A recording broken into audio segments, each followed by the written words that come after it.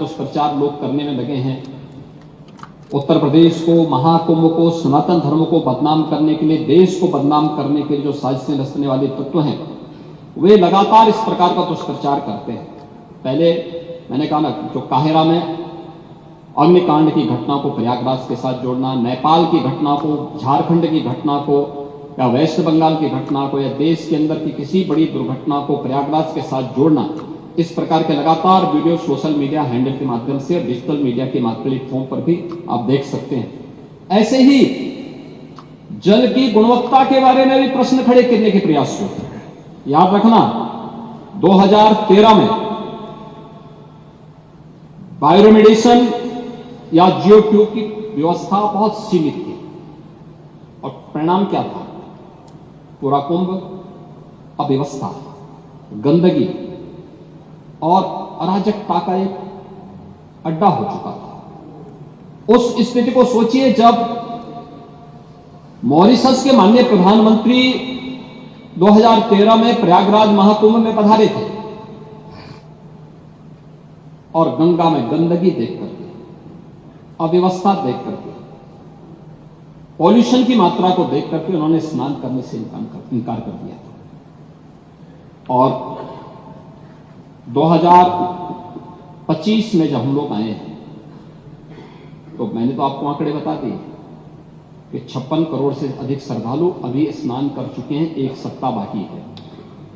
81 नालों को, यानी 261 MLD के जो वहां के नाले हैं, सभी को टेप किया गया है। और टेप ही नहीं किया गया है, बल्कि उसके बारे में जो सरकार की व्यवस्थाएं बनाई गई है, उसके बारे में मैं विस्तार से सदन में कहना चाहूंगा, क्योंकि बहुत सारे लोग अभी उसके बारे में दुष्प्रचार करने की अपनी उस प्रवृत्ति से बाज नहीं आएंगे, और इसलिए मैं उसके बारे में बताना चाहूंगा कि गंगा जी हो या यमुना जी हो, प्रयागराज के जितने भी वहां पे संगम स्थल से जुड़े हुए जितने भी वहां के अगल बगल के जितने भी नाले हैं, जितने भी इस प्रकार के सीवर का है, ड्रेनेज का है, सबको टेप करके या तो STP में या बायोरेमेडिएशन या जियो ट्यूब के माध्यम से उनके शुद्धिकरण के बाद ही उसे वहां पर वो किया जा रहा है। दूसरा है, ट्रीटमेंट के बाद ही उस जल को छोड़ा जा रहा है।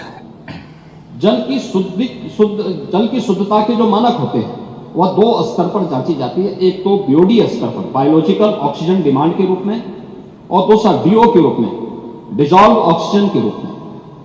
और इन दोनों के मानक निर्धारित हैं, इन दोनों के मानक निर्धारित हैं, जिसमें BOD 3 या उससे कम होना चाहिए, और DO जो डिजॉल्व ऑक्सीजन की मात्रा है वो 5 से अधिक होनी चाहिए।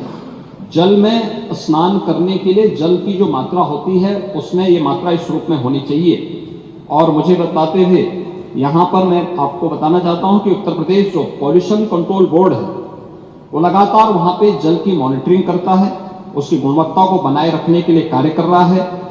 और आज की जो उनकी रिपोर्ट है संगम की, कि संगम और उसके आगे पीछे जो BOD है वो 3 या उससे कम है, और डिजॉल्व ऑक्सीजन की मात्रा ये 8 और 9 से अधिक पाई जा रही है। यानी संगम का जल स्नान करने लायक भी है और आचमन करने लायक भी है। जो लोग इसका दुष्प्रचार